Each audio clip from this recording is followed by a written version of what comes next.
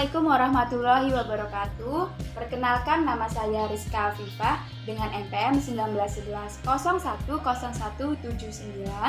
kelas A semester 6, jurusan Pendidikan Agama Islam, Fakultas Tarbiyah, Universitas Islam Negeri Raden Intan Lampung. Di sini saya akan memenuhi tugas video individu yang diberikan oleh Bapak dosen Dr. Imam Syafi'i, MAG, dengan mata kuliah Praktikum Pembelajaran Kurdis dengan judul Pola Hidup Sederhana dan Menyantuni Du'afa. Selamat menyaksikan. Assalamualaikum. Waalaikumsalam. Selamat pagi anak-anak. Pagi, Bu. Gimana kabar kalian? Alhamdulillah baik. Alhamdulillah jika baik. Baik, sebelum memulai pembelajaran pada pagi hari ini, alangkah baiknya kita berdoa terlebih dahulu. Berdoa dimulai.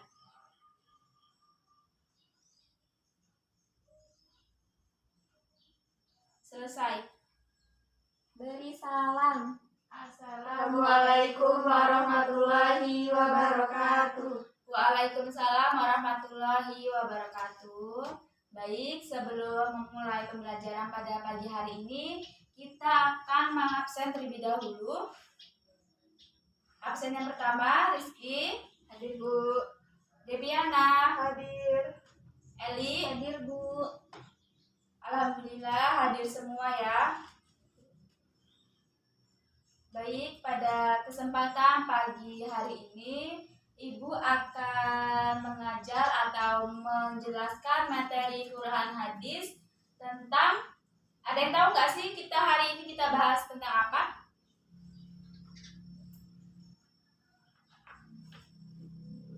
Materi pola hidup sederhana dan menyantuni du'afa.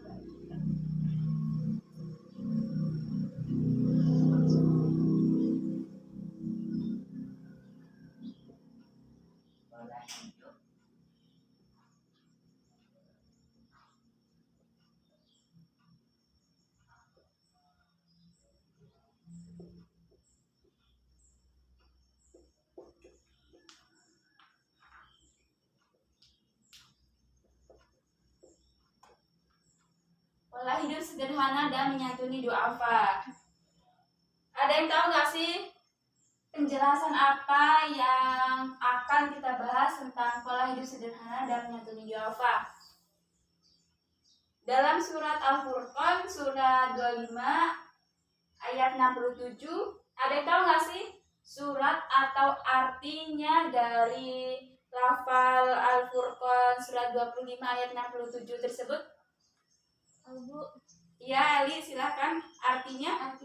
dan termasuk hamba-hamba Tuhan yang Maha Pengasih, orang-orang yang apabila menginfakkan harta, mereka tidak berlebihan dan tidak pula kikir di antara keduanya secara wajar. Ya, jadi itu arti dari surat Al-Furqan surah 25 ayat 67 yang artinya dan termaksud hamba-hamba Tuhan yang Maha Pengasih, orang-orang yang apabila menginfakkan harta, mereka tidak berlebihan dan tidak pula kikir di antara keduanya secara wajar. Jadi ayat ini adalah merupakan kelanjutan dari ayat-ayat sebelumnya yang berisi tentang ciri-ciri ibadur rahman. Dalam tafsir Al-Jalalain disebutkan bahwa sifat ibadur rahman itu adalah ketika mereka berinfak pada keluarga, mereka tidak berlebihan dan tidak pelit ya.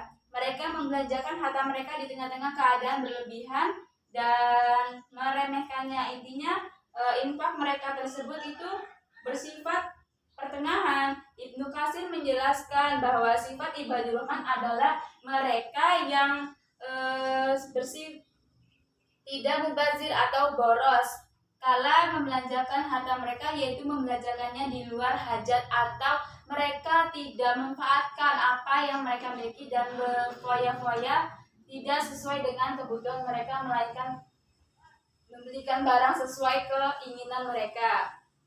Kemudian yang kedua yaitu ayat-ayat Al-Quran tentang menyantuni du'afa.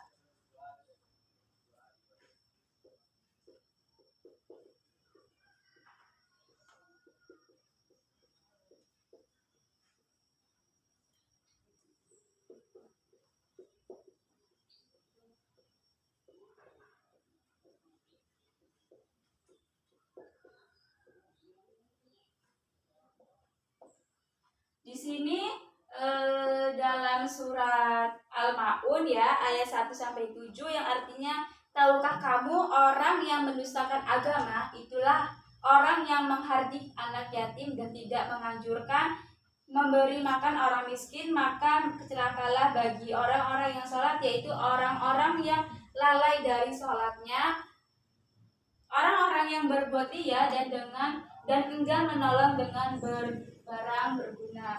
Kemudian surat Al-Maun ini mengajarkan kepada kita tentang ciri-ciri orang yang mendustakan agama. Hal itu sudah disampaikan oleh Allah Subhanahu wa taala agar kita hati-hati dalam hidup ya. Dengan demikian kita tidak akan jatuh ke dalam golongan orang-orang yang mendustakan agama. Kemudian yang pertama yaitu suka menghardik anak yatim. Anak yatim adalah anak yang ditinggal mati oleh salah satu kedua orang tuanya. Jika ada orang yang mengaku beragama Islam tetapi suka menghardik anak yatim, berarti ia sengaja mendustakan agama. Kemudian yang kedua yaitu ada orang yang tidak menganjurkan memberi makan kepada orang-orang miskin. Kemudian yang ketiga yaitu ada orang yang lalai dalam sholatnya. Sholat adalah ibadah yang menjadi tiang agama Islam. Karenanya sholat wajib dikerjakan umat Islam dimanapun berada. Kemudian yang keempat ada orang yang sholatnya ria. Ria artinya apa sih? Ada yang tahu? Ingin dipuji. Iya, betul. Ria adalah ingin dipuji atau dia itu sombong ya. Jadi orang yang melakukan sholat karena ingin mendapat pujian dan sanjungan, maka sholatnya itu menjadi fasad atau rusak, tidak diterima oleh Allah Subhanahu wa taala. Dalam ibadah apapun niat hanyalah untuk Allah Subhanahu wa taala. Kemudian yang kelima, orang yang enggan memberi bantuan dengan barang-barang yang berguna. Jadi kita ini berbuat baik atau bersedekah kepada orang yang tidak mampu. Kemudian yang ketiga membahas tentang hadis tentang pola hidup sederhana dan anjuran untuk menyantuni kaum duafa.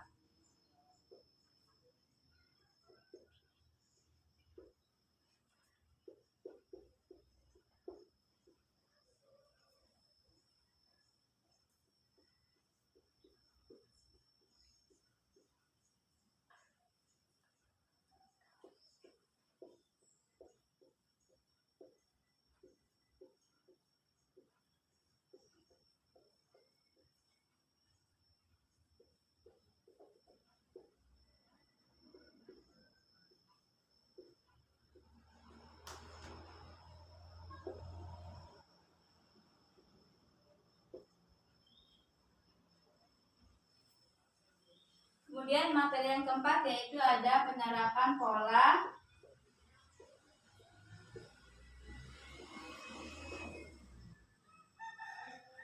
hidup sederhana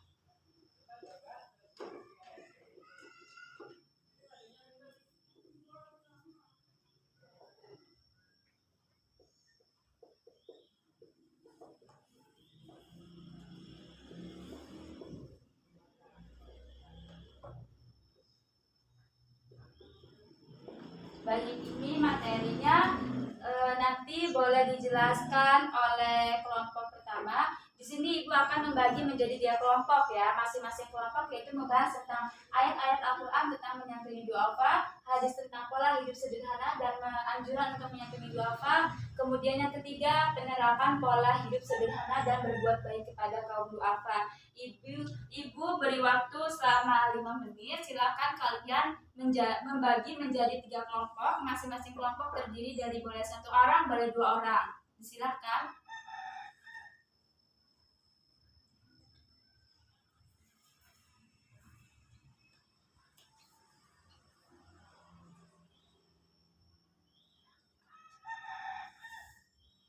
Baik, sudah terbagi menjadi 3 kelompok kan? Untuk kelompok pertama dipersilakan maju untuk menjelaskan materi selanjutnya. Kepada kelompok 1 dipersilakan.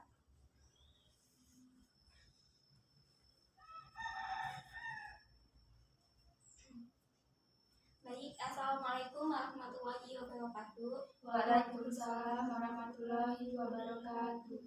Di sini saya dari kelompok 1 ingin menjelaskan tentang materi pola hidup sederhana dan menyantuni duafa, yaitu ayat-ayat Al-Quran tentang pola hidup sederhana. Ayat-ayat Al-Quran tentang pola hidup sederhana yaitu dalam Quran surat Al-Furqan surat ke-25 ayat 67 yang artinya, dan termasuk hamba-hamba Tuhan yang Maha Pengasih, orang-orang yang apabila menginfakkan harta, mereka tidak berlebihan dan tidak pula kikir di antara keduanya secara wajar.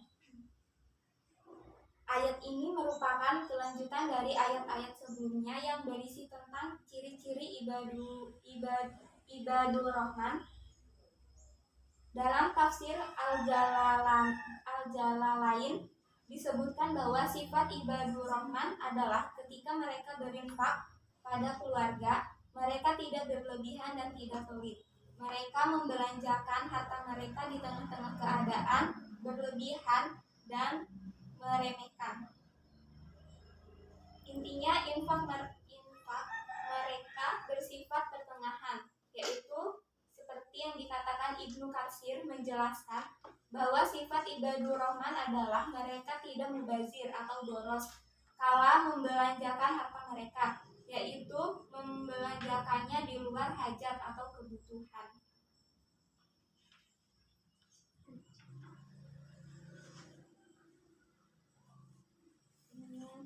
Dari materi ini apakah ada yang ditanyakan? Tidak ada.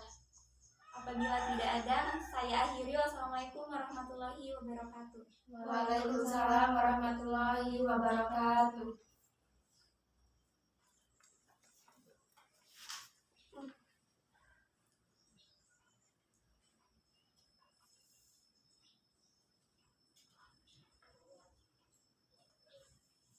Baik, itu tadi kelompok 1 sudah mempresentasikan tentang ayat-ayat Al-Quran tentang pola hidup sederhana. Jadi kita mengambil kesimpulan apa yang sudah Ibu jelaskan tadi juga ya.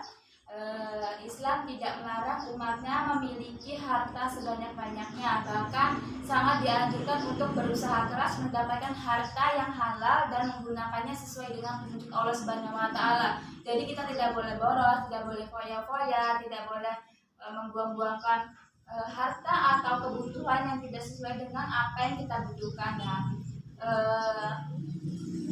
Perilaku kehidupan orang yang mengamalkan Islam itu kandungan ayat diantaranya sebagai berikut. Yang pertama, tidak bersifat sombong dengan harta yang dimilikinya. Kemudian yang kedua yaitu menjadikan harta sebagai media untuk beribadah kepada Allah Subhanahu wa Ta'ala. Kemudian yang ketiga, menjadi harta sebagai media untuk mencari ilmu. Yang keempat, menghindari sikap boros.